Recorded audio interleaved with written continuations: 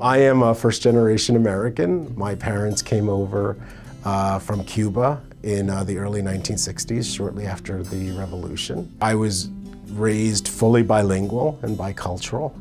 My mom doesn't speak English, so I have spoken both languages my entire life. Está rico para brincar.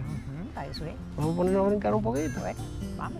Okay. Well, when we were young, if my dad wasn't around to take my mom to a doctor's appointment, and he wasn't most of the time because he was working, one of my siblings or I would often have to go. And we would go and we would not only just interface with the receptionist and tell him, check her in, we would often have to go into the appointment itself and really translate for both my mom and for the doctor.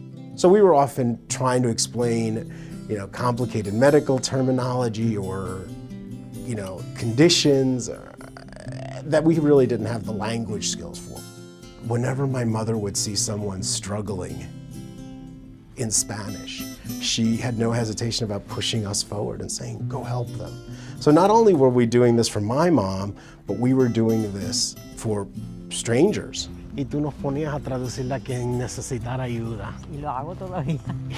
¿Por qué tú hacías? Even though the world has changed a lot from when I was a kid, that's still a struggle that Spanish-speaking families face every day.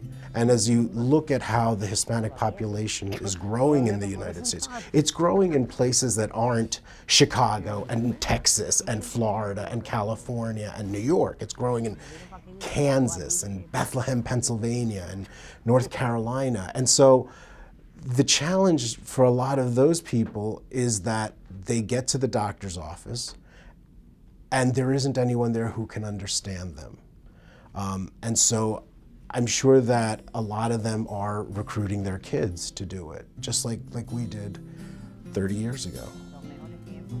When we speak about health equity and health disparities, I can't think of anything that illustrates it better than a family that has no choice but to take an 8, a 9, a 10-year-old to a doctor's appointment with a parent or a grandparent because they just don't have anywhere else to communicate with the doctor. That to me is a clear illustration of what a health disparity is and the kinds of things that Cigna is working to help eliminate for our Latino customers.